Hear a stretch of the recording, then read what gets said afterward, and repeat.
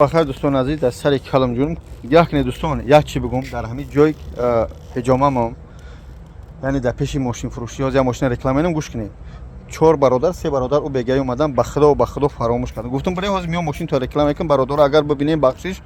رفتم درست کشتم فراموش کردم به هم خاطر بیای ماشین تا بپل حجامه چی میکنه حجامه میگم حجامه بسیار کردم آموختش نمیدونم والوا 2000 چند دکا 2008 X90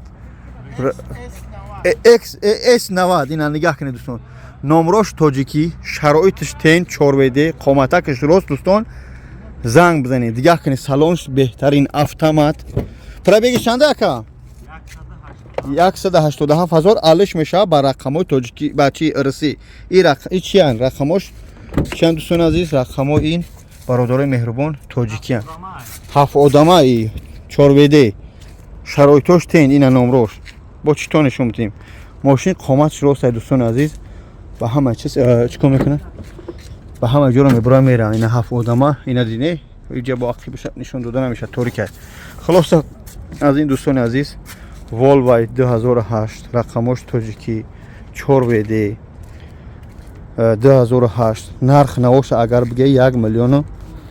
1,200,000 میگه با چخچخ خوب میشه این 7 آدمه برای آدمای گرانیت خواهش میکنم رقمای در روی اکران زنگ بزنید حالش میشه با تمام نمود یک ماشین‌هایی که رقمای اینم خیلی رسیس کی داشته باشن تاجیکی نه برای برادر خود شهروند ایجای میخواد که با خیلی حالش کنه اینا والوای خوب باز میگم برادرایی که هم امروز چندم بود روز 14 روز 13 بگی اومده گفت بابا جان بیا ماشین رو رکلام اوپل چه خیلی بود گفتم برای حاضر رفتم که با خدمت بگفتم گرفت هم تا بخدا فراموش کردم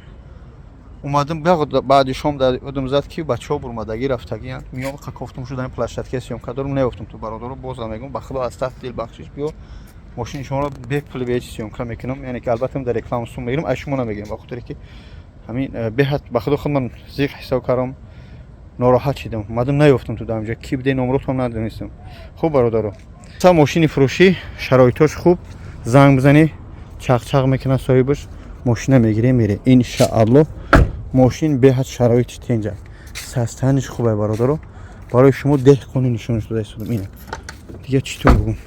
اینه همشه اینه بچه‌ها همشه دیدی ماشین دیدی قامتش تنج سلام علیکم و رحمت